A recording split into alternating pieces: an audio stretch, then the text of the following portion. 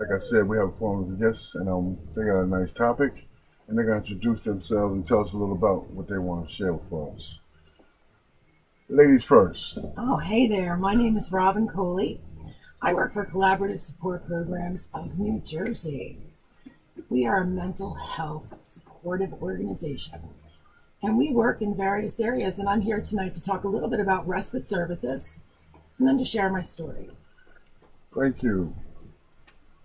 I'm Paul Nichols, HRG Bergen Community News, and I'm a community advocate, especially for homeless and people with mental health issues, and I'm part of Stigma Free. Thank you. I was talking to Alexander Alman, and he's the one that told me about the respite house. I was not familiar with it, and it sounds like a nice ordeal. I mean, could you explain more about the respite house and what they do? Yes, it is actually a beautiful opportunity for people who are in emotional crisis. Yeah. And what they get a chance to do is stay with us for 10 days to work on a daily activity with staff one-on-one. So they create a wellness plan around their self-defined goals about the crisis they're currently experiencing, and they get to work on mental health coping skills. So it's a lot. It's also a wonderful house. We have 3 respites, actually. Oh, well, they're all located. Yeah, we have one in Passaic County, Essex County, Okay. and we have one in Middlesex County. All right. Okay. So we support all of northern New Jersey. Sounds So good. Bergen County, Passaic County, Sussex County, Morris County. So ours is in Passaic, and it's a wonderful opportunity for people to work on their emotional health, their mental health, and most of our services are provided with by people with lived experience with a mental health diagnosis. Okay.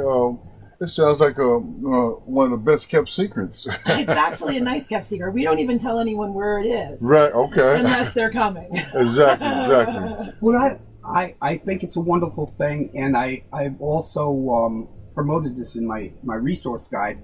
And one thing that most people really don't understand or don't even know what a respite center is, and it's the Google definition comes out as something like for caretakers, caregivers. Yes. True. But it could be anybody, really. Yes. And actually, I'm going to leave some flyers here at the radio station. Appreciate it. Give me one, I'll give you a shout out. And I'm going to actually leave a couple of brochures. So if you need any information, or if anyone out there is experiencing an emotional crisis and they're in northern New Jersey and they want help, they can call this number, and I'm going to put my reading glasses on because you know what? You and me both. I need the number for the Passaic County Wellness Respite is 862-239-9896. That's 862-239-9896. Or you can go to our website at www.cspnj.org. www.cspnj.org. Sounds good. Paul, you're no stranger to us. You're no stranger to WFDU. You've been around a little bit. I've seen you a little bit everywhere, from the Reformed Church to homelessness to dealing with mental health. Give us a little information about your church and what's going on there. Well, first of all, I want to do a shout out to, of course, the River Mission. Do your thing. Second Reformed Church, at Second Reformed Church. Also, I was recently nominated for the Russ Berry Award, so thank you to the people who nominated me. Excuse me, isn't that the same award that Miss Bonnie O'Brien won? Bonnie O'Brien from Transition Professionals won that award. Okay. Absolutely, yeah. I hear you. Yep, so that was wonderful. And I'm just glad you made it today. Me too. I've been promoting Respite Center. We have several of them really in Bergen County. Awesome. Which we never hear about. We have Rockley. We have one in Newbridge Medical Center, which I'm going to show is proud to be stigma free on the radio. You can't see it, but you can certainly see it on Facebook. That's what the green pins whenever you see stigma free. Okay. But Newbridge Medical Center has one according to the website, and there's one other one I think too. I think the STEP program in Passaic has a respite. It's a little different than our services, but they do have a respite as well, from what I understand. Don't quote me on that. Yeah. So, I mean, that's really wonderful, because one of the things as you know, May is not too far away, and May is Mental Health Awareness Month, and it's been that way actually since 1949, but nobody really, up until the stigma-free zone initiative had really started, that it started to pick up. Have you seen a rise in mental health, or are people just starting to go in and get help? That it's been there all the time, but people are starting to actually know and go in and get help because it's more available now. Or what are your thoughts on that, Paul? I think I'm hearing more with younger people, but overall, I think it is. When I first heard about the stigma-free initiative, I think NAMI and Mental Health USA was saying that 1 in 5, and now I think they're saying 1 in 4 or something like that. So that must mean it's going up. But right. I think with the pressures of younger people today, I think it's probably arousing. Yeah, with all the stress and social media and all kinds of stuff. Yeah, I think. Yeah, and then we got stress, right? Then we got a lot of stuff going on, out in society for these young kids to be dealing with, and a lot of them are coming from like single parents and stuff, like single parents in homes, and don't really have that leading guide. So it's good that we have a place that they can go, like the Respite House. And it's not just for someone who's been diagnosed. People experience stress and overwhelm and all of those things in life, and sometimes individuals just need skills that they can bring back to their coping everyday skills. life. Yeah, just coping skills. And so I see people, all different spectrums of experience with some type of either diagnosis or overwhelm, addiction, whatever it might be. We work on helping people maintain their sobriety. So, and it's really nice. We also provide follow-up services. That's what I was about to ask you. Do you have I know you have an outreach when you call people. What we do is from the Passaic County Wellness Respite. We do phone coaching. For 30 days. People can call us during those. They can call us anytime, quite honestly. But during those 30 days, it's intensive. So, like for the first 7 days after someone leaves, we call them every day. Well, that's a good thing. And then the following 3 weeks, Monday and Friday. But if in between people need a little help, and it's really nice because we roll out the same goals they came into the respite with.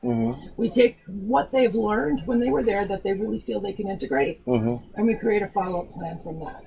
Why are you in the Respite House? Because a lot of times, like you said, you was talking about with the addiction, if a person wants to go on to another program or a longer program, can you refer them to different places? We work on self-sufficiency. Okay. We will supply people with resources. Right. And they can make the phone calls. We have a house phone that people can use even if they don't have a phone. Okay. So they can use our computers, the house phone, and do all of that work together. And during sessions, very often I will connect people online, we'll do research together, but it's really an opportunity for people to dig in and do the work. Right. They just meet with us for an hour per day, have plenty of time to relax, rejuvenate, and also develop those skills, but we will provide them with the resource linkage information and encourage people to call. Yeah, because a lot of times guys don't want to, they need further help. And if they don't, you said 10 days and they go back out there, they might, and they want further help, like another 28-day program. Then from a 28-day program, a long-term program, until they really feel comfortable with themselves and get out there. Agreed. Yeah. So we will provide those referral sources. People can call on them. Case managers come into the house all the time, meet with guests at the dining room table. People go out on their appointments during the day. I mean, it really is it's an independent living situation. People bring their own food. They have their own bedroom. Yeah. They're all beautiful. It's a 5-bedroom house. It's like I might have to come and stay. Yeah, come in. It's like a bed and breakfast, except you bring your own breakfast. Yeah. Okay. So, oh, that's so good. Yeah. Anything you want to add to that, Paul? I just talking about the mental health thing. Well, with the stigma-free initiative, a lot of towns are doing it, and counties are doing it, and even companies and nonprofits. The River Mission is stigma-free. I've been hearing a lot of people on the other side of that, people that say, oh, they're just saying they're stigma-free, and so I kind of have upped it one. It's like, I'm not only proud to be stigma-free, but it's like it's a lifestyle. It's not just a phrase. You know what I'm saying? So I mean, with all these people, it goes further than promoting its mental health and awareness is wonderful. But it's kind of like almost like when people, if you go to church and you're preaching and you're doing this, or you're living the life in the church when you're during the hour that you're there, but then you're going out and acting, that your behavior is bad, whatever. It's a lifestyle. You can't just talk about it. You have to live it. Mm-hmm. You know what I'm saying? So it goes into a lot of things. And, with the pressures of society today and the stress that people are under and rush around and everything, I think it's great. This fits in perfectly with, taking a mental health day. Oh, absolutely. Relaxing. And I mean, honestly, we've all experienced an opportunity to feel overwhelmed in our lives, right? And I think a lot of times we're just, we've been told that that's not okay. Exactly. And it is okay because we're all experiencing it. We all are made of the same thing. There's nothing different about any of us, our experiences, our emotions. Everybody's on a spectrum of experience. Everyone's built differently. And I think the stigma-free initiative for me, and I'm actually going to toot my horn. I'm giving a talk called It's Okay at the Fair Lawn Library on May 4th. May 4th? Yes. Okay. What time? So, you could be registered for it. It's on their website. Okay. And it's 2 to 4 p.m. and I'll be telling my story and I'll be talking again about respite services. But it's okay. It's really, really okay. Yeah, I find that when you finally do talk to somebody, it's like, whew, I got that off, you know what I'm saying? Because you go through and you're holding it in so much, and you need to talk to somebody and sit down. A lot of times, it's best to talk. A lot of people open up to a stranger better than park benches, right? Park benches and stuff like that. Yeah. I guess I've been there. You know what I'm saying? I've been through some things myself. I have a testimony that I can definitely share. And if you want to share your testimony now, you can go ahead and do it. Yeah. How do you feel about that, Paul? Should I share my experiences? Absolutely. All right. So I let's see. It's been 19 years. 19 years ago, I had a 5-day episodic psychotic break. Okay. And it's like the perfect storm. Can I identify exactly what brought it on? Chemistry, situational stuff, history, experiences, and it happened. So I experienced paranoia, voices, anything sensational. I was experiencing. I had a storyline running of paranoia, of people out to get me. Okay. So I also had a parallel experience going on where I knew that wasn't real, but I couldn't stop it. So it kept going back and forth for that 5 days and trying to decipher what was really happening. Why was my mind behaving in a way I thought it never had before?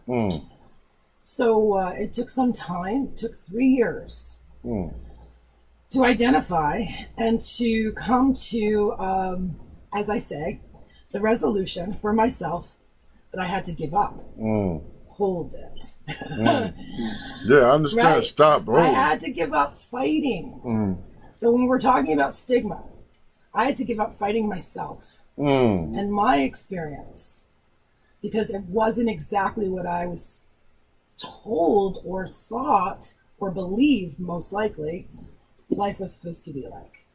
Now, my message, my testimony, my overall experience, recovery is 100% possible. At least in my book. Most definitely. Right? In my book, it's possible because I did recover. I haven't had a symptom in 18 years. Combination of many things. Nature was a big healer for me. Yeah. Medication also was a healer for me. Working outside the box with individuals who were clinical and not clinical. Really taking an interest in what interested me. But overall, I didn't want my life to be over. So one day, I was very upset. I had lost everything. My apartment, my money, I had nothing. I was living back with my parents. I had been on about 30 different combinations of medication. Nothing was working. And I surrendered my fight and said, I want to live.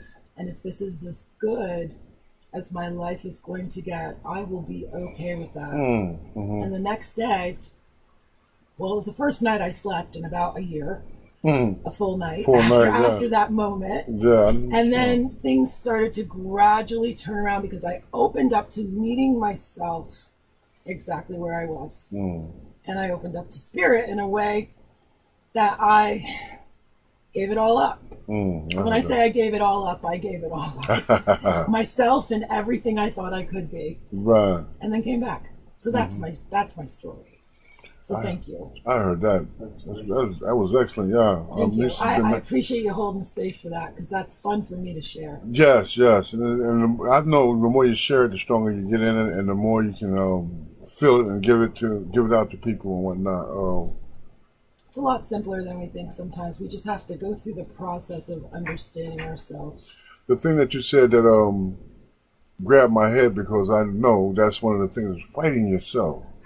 What is that all about? Just fighting. I was the same thing, fighting myself, not wanting to listen to my inner being, telling me to do the right thing, going against the grain, and just fighting myself. Against the heart, right? Yeah, get out the way. Heart. It's like boom, boom, boom, boom, boom, boom. Yeah, for me, it was about getting out my way, because, there you go. I was causing my own problems. And if I got out the way, then things just seemed to be okay, but Beautiful. as long as I was like, steady, doing things, throwing a monkey. I call it sabotage. Throwing a monkey wrench. Every time something's going good, it's like, what's going on?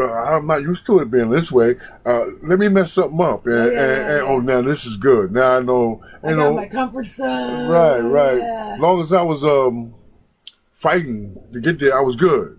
But once I got there and it got real smooth and easy, it's like it got a little scary. I was so used to being comfortable with being uncomfortable. And that's what was going on with me. A friend of mine says, do it afraid. Yes. Do it afraid, right? Uh-huh. I've got something I want to share. I studied with this meditation instructor, and she's not that. Mm-hmm. Anyway. Anything you got, you can drop it. She's into inquiry. And her name is Byron Katie. She's written a number of books. It's about questioning your stressful thoughts. Okay. Yeah. Her work really, really opened up my mind enough to see what mental yoga looks like. Right? Okay. So any judgments I had toward myself and others, I was able to look at and say, wait a minute, let me take a look at that. Because that's where the stress lives. In the judgments, right? Yeah, of ourselves and others. And the way that things are, that when we fight with it. Or question. That internal stigma. Right? So I'm going to shut it now. Yeah, go ahead. But no, I'm going to quiet down. I'm going to let Paul come in because I want to hear Paul's testimony. Go ahead and drop it on us, Paul. Every day there's something, no matter how bad it gets, sometimes it's just waking up is grateful. Sometimes that's all it takes is that, but there's so many things that have happened, from the day that I lost everything and then was kicked out of the shelter, banned for life, and then waking up behind Pet Boys one morning and starting the HRG resource guide with all the food pantries and social services. I'll tell you one thing, because I've been on before, many people remember, they used to be a social service office in Hackensack, and this is one way how, you'll see. What I'm going to say is that, they used to have to go there to apply for services for your Medicaid and the food stamps and everything else. And every time you go there, they tell you to bring this, and then the next time they tell you to bring that, and everybody's getting like, wait, why don't I just bring it all at once? It almost seems like they don't want you to do that. Oh, wow. And people would run out of there screaming and yelling, and I would get frustrated, but I was like, no, I'm going to write this up, and I'm going to give everybody this thing. You go in with everything now. And now the woman that was running the place sits on the Hackensack Stigma-Free Zone Committee with me. Okay. So it's trudge the road to happy destiny. The way I take that is, it's rough at sometimes, but it's I've had a lot of help. my church, not religion, my church and my spirituality. The River Missions helped me out a lot. But I've had definitely some great experiences just hanging in there. I go to a place called CDH Care, Comp Care. I'd say it's probably the best. Where's that located? On Moore Street? It is on, I believe, Moore Street, yeah. Oh. I just walked there, so I don't even know. Yeah, it's 25 Moore Street, off Salem. I know exactly what's that. I was mixing it up with Salem. Yeah, okay. But I go there, and they're really wonderful there. One thing that I wanted to say is that it's not going to be long before it gets really hot outside. And one of the things that I did a couple years ago, and the county executive actually pushed the ordinance or whatever it's called to make code blue. Yes. For the winter when it gets really cold out. And the state had pushed that through to be a law or whatever you want to call it. Could you explain it? What code blue is all about? Code blue was when the temperature hit 32 with precipitation or 25 without. Okay, yes. Shelters could not refuse you. Well, I would like, there's actually a bill that Assemblywoman Valerie Huddle sponsored. I don't know what the bill number is, but it's code red, and that's the summer version. Oh, wow. It gets too hot, yeah. And when it gets hot out, because it does. And lately it's been getting hotter up here than, years ago, I guess. Starting to feel like Texas or something. Yeah, the humidity is unbelievable. Yeah, right. But if you're on medication, it's dangerous, downright deadly. It's deadly being outside all day. Wow. So I would love to see this bill passed if it hasn't already, and I would like to see each county go by it. One like the code blue, there was one county or one city, I should say, I can't remember, somewhere in Ocean County, I think, that said, you know what, the heck with it, we're not going to do the 32 with wind chill with the precip or 25 without. 35 degrees. You come in, we're going to help you. We're not going to reject you. That's cool. Like other counties do. Yeah. So code red, I think, is really important. I know for myself that I've been out and I forget to drink water sometimes. Right. It's a big. And then I start getting dizzy. Yeah. So, I think that's one of the most important things that I think should be promoted this summer. And I just, I don't know, the things we don't think about, when you was talking about the medication, I mean, that was going through my mind just now, and it's like 100 degrees outside or 90 degrees, and you got medication that you take. Antidepressants, antipsychotics, especially. That could be very deadly, definitely. Especially those. Yeah, it's, back to the, every summer they do this thing on the news, check on your elderly, check on the pets and stuff, which is great. So now, what about helping homeless, I think it's time. Helping everybody else. Well, it's great that they do that. But, people on medication, and many homeless are, it's just it's only right.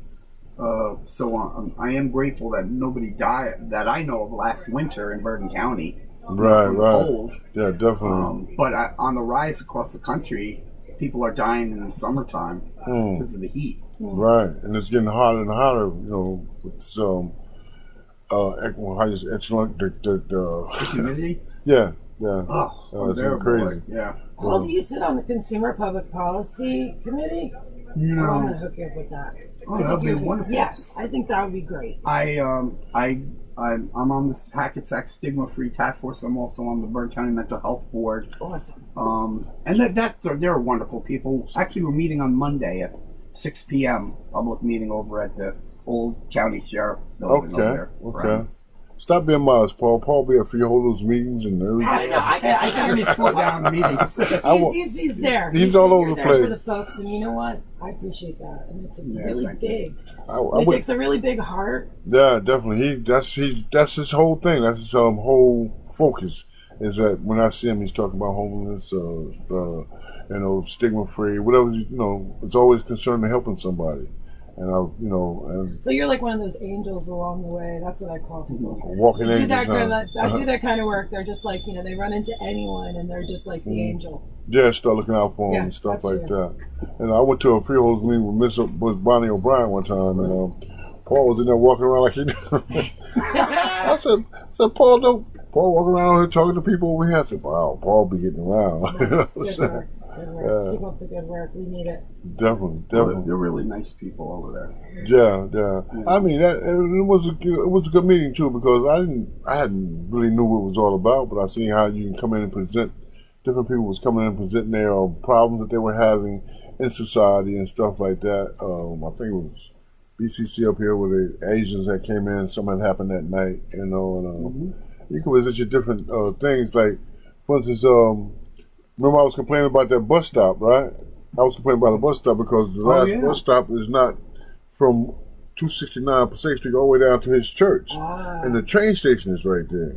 And I'm like, what about the seniors and the elderlies and stuff like that? Because I'm thinking myself, because I got I have a prosthetic left leg, but it doesn't bother me. But I'm thinking about somebody that it does bother. And the senior says they got to walk 3 blocks back to the train station. Wow. And so I got talking to a few people, and Kathleen Salvo, she got to talk to some people. New Jersey Transit. New Jersey Transit has a good program. Yeah. Then I came down there one day, and there was one there. I said, Access wow. links, right? You know what I'm saying? Yeah. Nice. So it does work. You know what I'm saying? A lot of people think that they're complaining and talking to your peoples or freeholders and whatnot, and you're not going to get anywhere. Just keep it, you got to keep knocking at the door. Absolutely. And something will happen, And education. And I can hear that Paul is really good at education, and you know your stuff.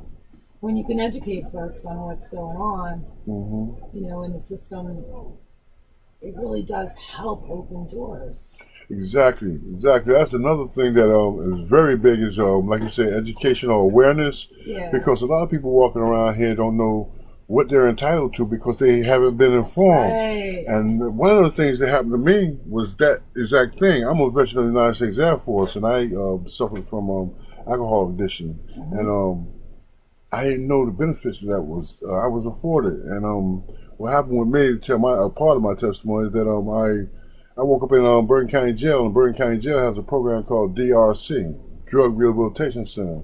And there's very structured and everything. So I woke up one day, I said, man, I got to do something about my life, man. I'm falling down the street and waking up and, stuff like that. And I woke up in jail, and I said, man, I got to do something about this. So I go to register for DRC, and they accept me. I guess in the program, come to find out that the same lady we talking about, Miss Bonnie O'Brien, comes there every Tuesday. Oh, nice. And she was doing this by herself at this time. She was doing intakes. She was doing mock interviews, and she was just talking to the guys in general about different things and subject that was on their minds and whatnot. And she was just, like you said, one of those walking angels. Yeah. And there are people out there doing that work, and I just honor it so much. Definitely. And she won that Wasbury Award last year. Yeah, she won. Amazing. She definitely couldn't happen to a better person, right? Yeah, the organization, everything. Right, to go on, she found out that she did the intake. When she got to me and did the intake, and she found that I was a veteran, she called the VA. Had a guy come down 2 weeks later, outreach guy.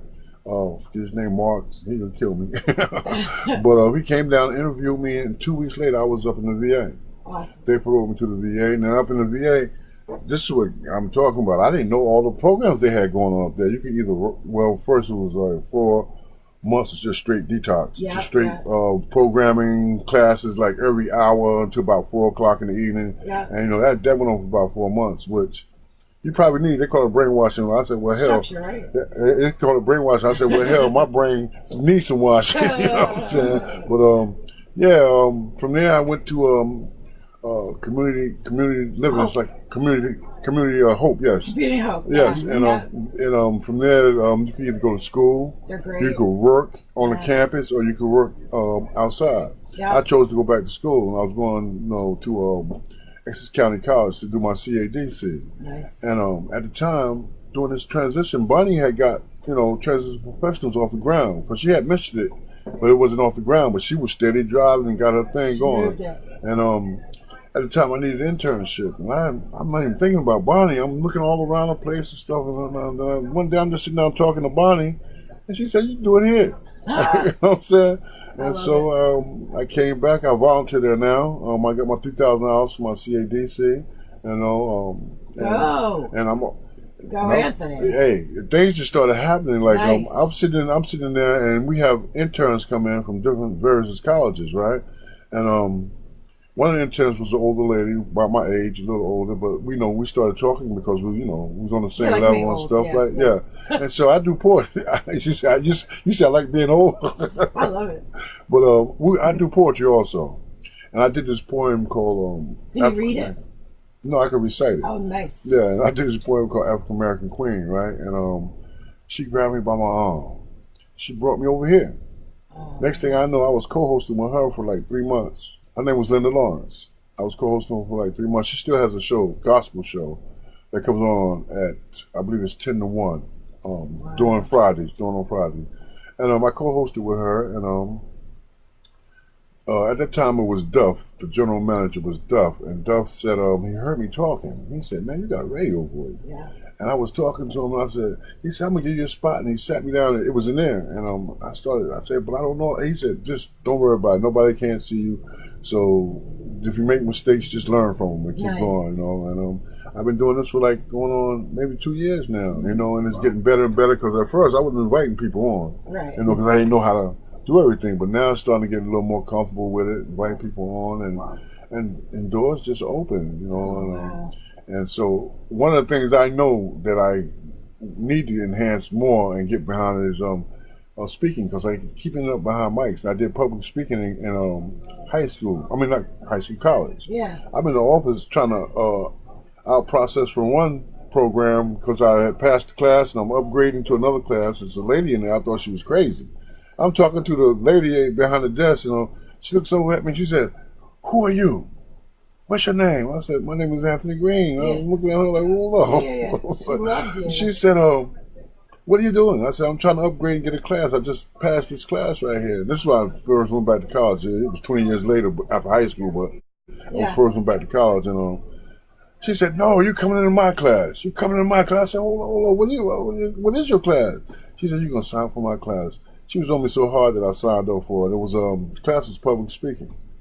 I never regretted it since, you know, because she gave me some tips and stuff like that, and I figured out one of the things when you do things like that, it's always going to be fear, but you gotta, like you said, do it afraid. And once you do it afraid, once you get in the groove, it's I have to do it afraid. I have to take my own medicine. I say things and I don't always do it, but I do know, like, you know, it's important.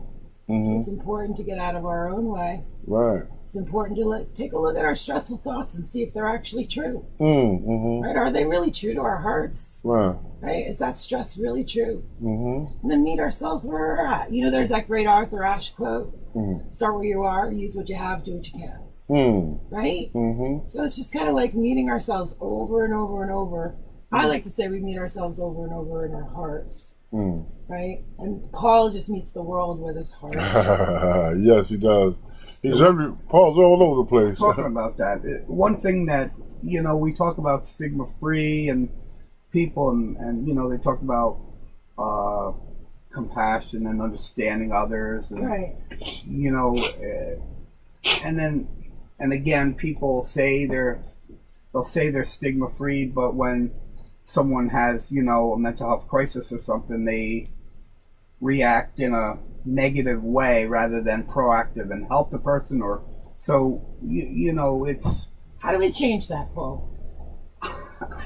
Beats the heck out of me. I want to change that. I do too, but you know what? They are working on it. But like, I mean, Marianne Uzi started the Piranha Stigma Free Zone, and it spread like wildfire, and it's wonderful. But I think it's going too slow. It's like, I want it all done yesterday. Instantaneously, right? Let's just be honest. Like, don't you think stigma is fear? Yeah. Right? It's fear of, like, not knowing why Robin Coley was running around New York City reading out of spiritual books with no shower. And, you know, why was she doing that? Why wasn't she in her office in the World Trade Center? Right? Yes. People don't understand. What are they going to do? They think you're on drugs. Immediately, that's the first thing. Robin, Yeah. what did you take? Exactly. Right? Second is, okay, what do we do from here? You know, my dad grabbed me in a bear hug and they put handcuffs on me. That's how I was escorted to. Now, I thought this is the bless his soul. I was running up a street with bare feet away from police and the EMT because I was so afraid that they were going to kill me during my episode. Okay. That my father put his arms out and I ran into them because I thought he was going to help me.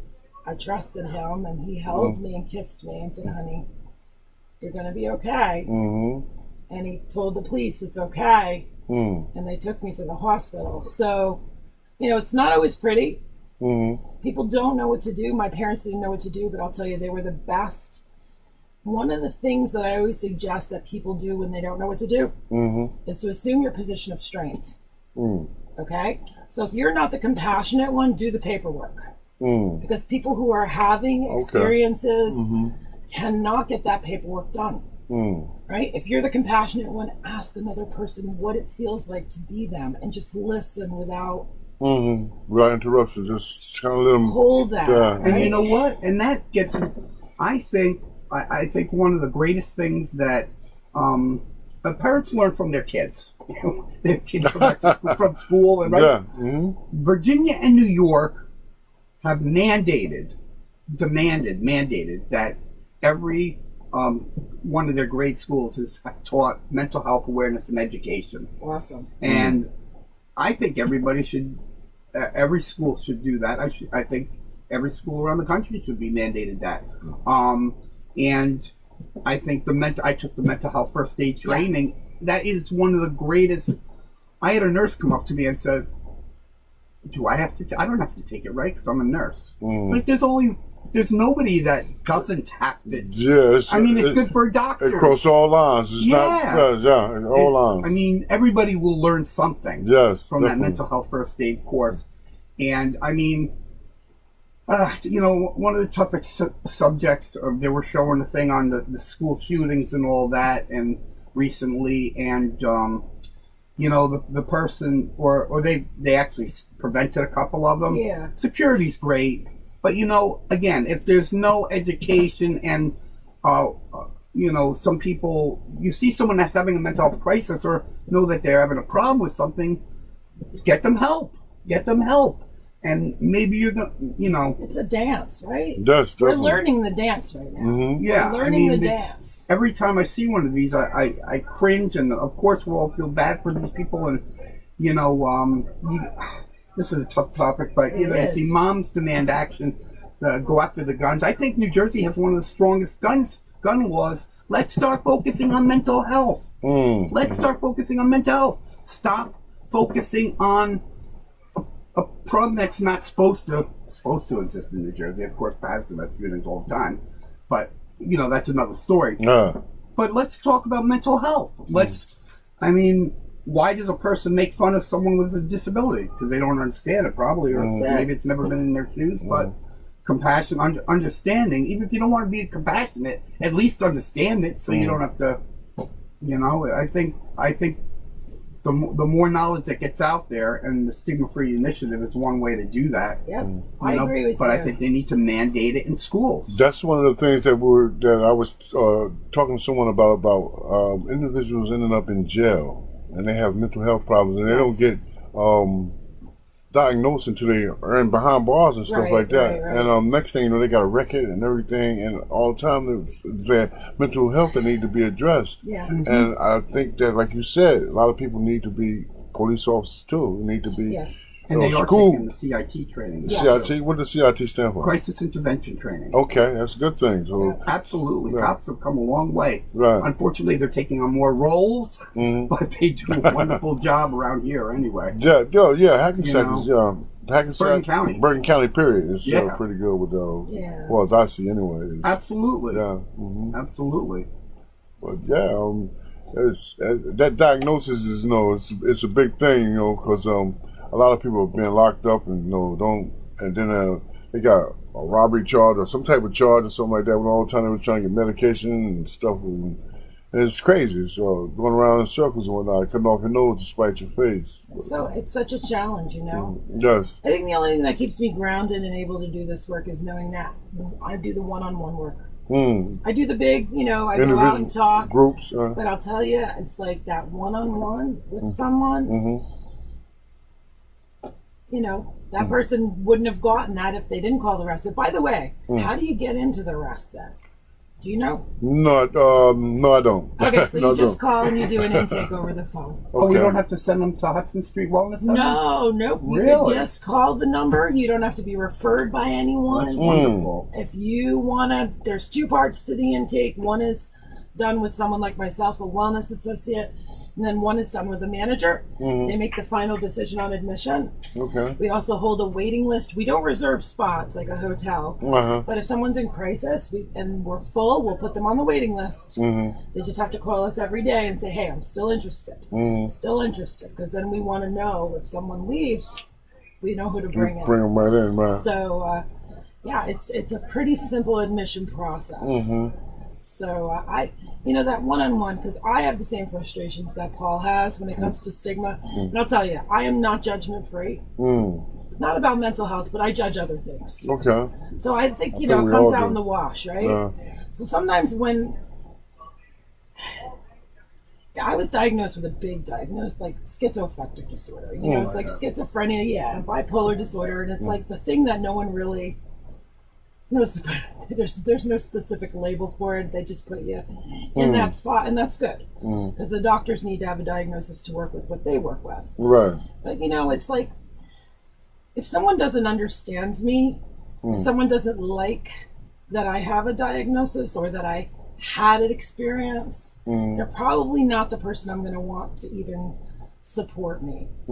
So let me provide education, and if there's not that opportunity, let me move to other people who are open to it. Because I can't change someone's beliefs, right? Exactly. It's like taking two religions and taking two people from two different religions, belief systems, and saying, okay, you guys got to switch. Right? Yeah. It's going to be really hard to do that. Exactly. But if someone's open-minded to learning about my religion, right? They don't have to switch over. They don't have to agree with me, but learning what the seeds that are planted in those moments of saying it's okay. Exactly. I could tell you it's okay. I went back to work in New York. I did. I'm in mental health because I want to be. But 3 years after my stuff, I was back on my feet. Doesn't happen for everyone. I consider myself very lucky. That's why I give back. I heard because that. I'm lucky. I heard that. You got a second chance. Can't keep it if you don't give it away. There you That's what go. they say, right? Yeah, exactly. One of the things I noticed though is that you got to start somewhere. I told somebody because a lot of time when people are in depression and stuff like that, they don't even clean their house and stuff. And start with cleaning your house. Clean your house up and see how much better that makes you feel. I'm telling you, I bet just clean your house. Oh wow, now I feel like going outside. Now, Were you at my house today? Joking. I had a busy week.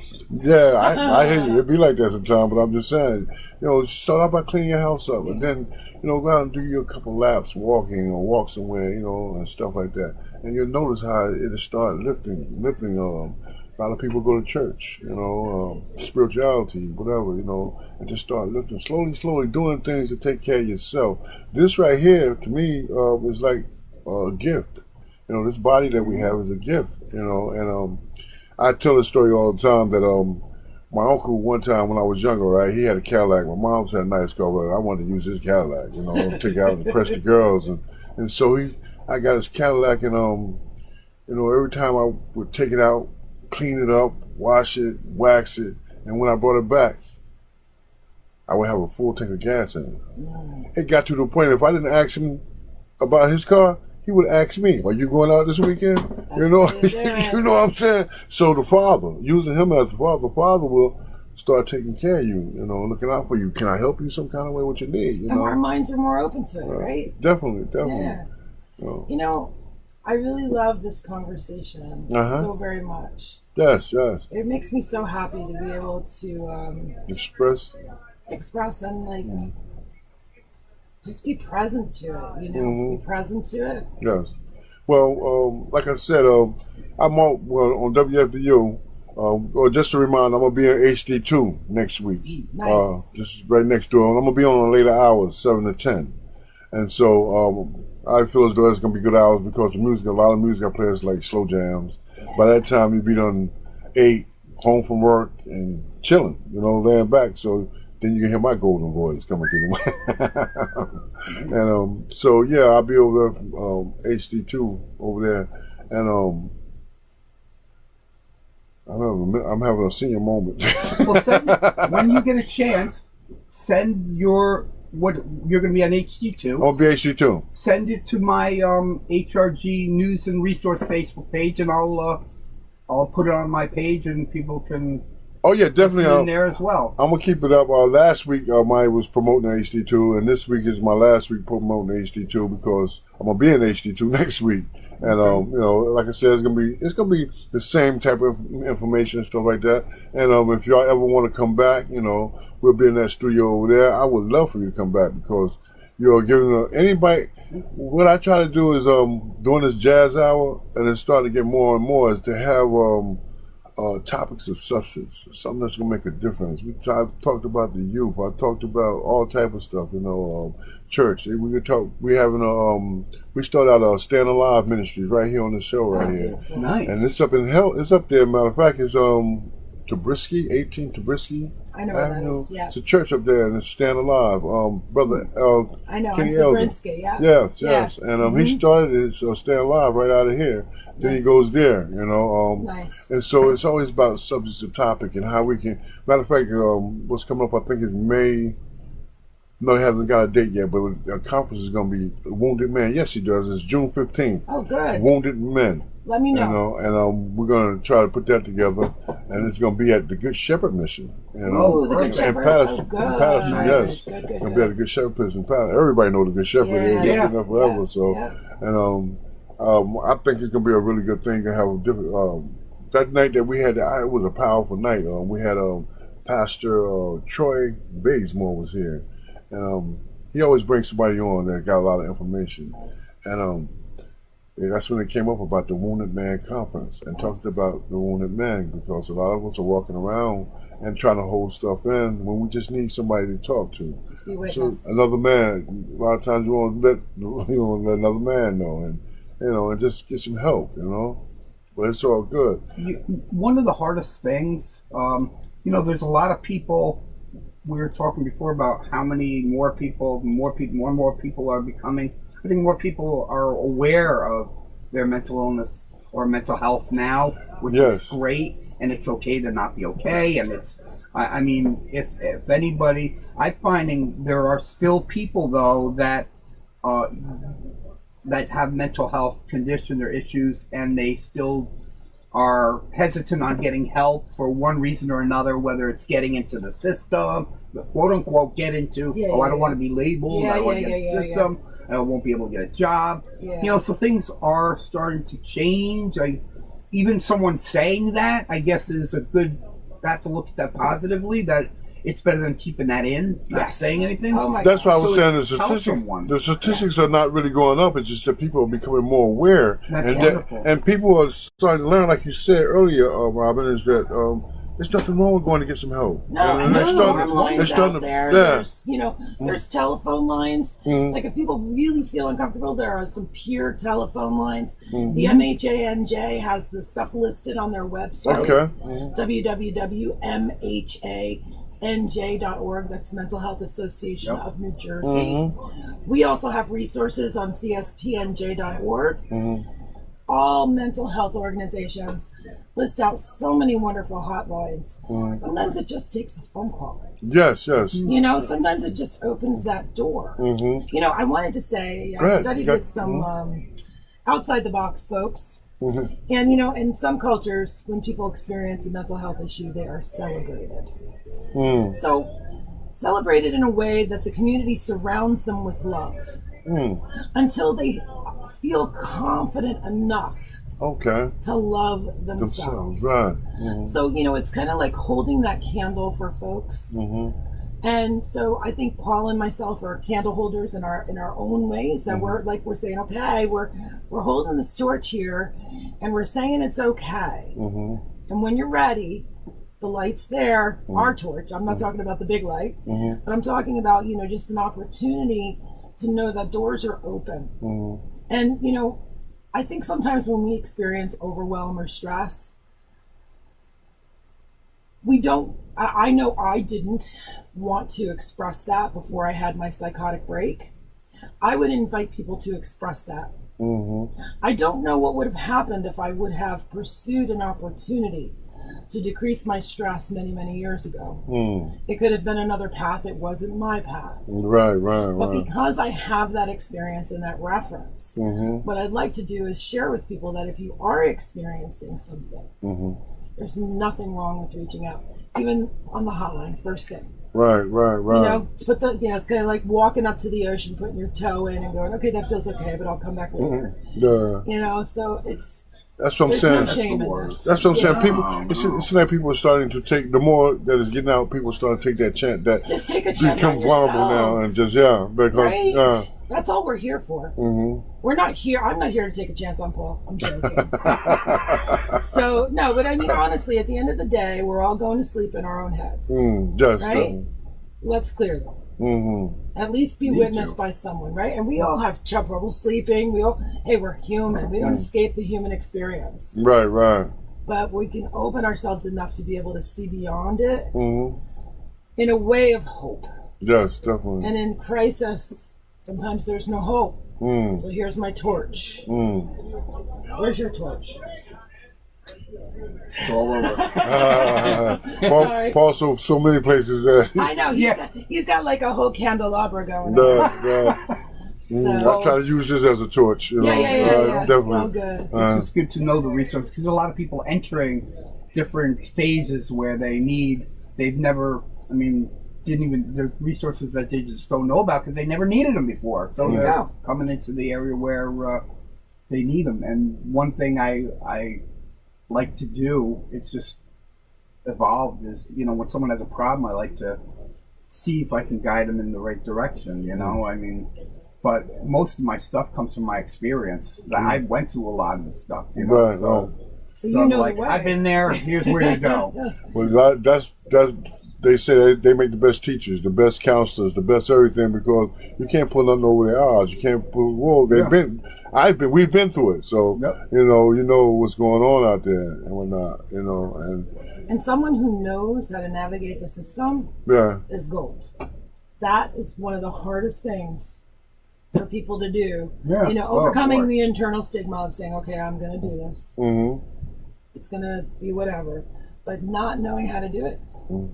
And when I don't know something, I'll call Mary at the shelter, I'll call Julia, I'll call Pastor Don, or I'll send someone over to the center, or Judy Baines over at the Wellness, Judy! The Hudson Street. Hello, She's Judy. awesome. I know Hey, she's Judy. watching on Facebook, but at the shelter. no, Judy Baines is with her organization. She's with over at Hudson Street. She outreaches the whole world. Okay. Oh, yeah. She is an amazing woman. That's good. Judy's wonderful. Oh yeah. That's so good. No bones though. Judy be like, Robin, you're talking too much. Bring it down. Stop being so promotional, Robin. She'll tell you like it. No, she's a good lady, and she I met Judy a long time ago at the Mars Self-Help Center when I worked for another nonprofit, and we clicked I immediately. believe I know it. I heard the name before. Judy Baines. She's a good lady. Yeah, she goes into jail with Bonnie. Yep. Okay. Yes. I do. I can't place the face, but I know I heard the name. There's a lot of good people doing this work. Yeah, because like with Bonnie, we have intakes. We have various interns that go inside the jail, and they do intakes and everything, and put a rapport with the client, with the inmates, and so that when they get out, they have somewhere to come to. So, a lot of times, they don't come and follow up, but we do outreaches and call people and try to see what's going on with you and whatnot, where you're at. You know, you're supposed And sometimes to, you set them up with services while they're close to discharge, being released. Definitely. If they're a vet, I know all because I'm a vet. I can show them, I tell them how to get up to the VA and stuff, the programs and situations they need to go through. So there's a various things that happens around that is very positive that transits professionals.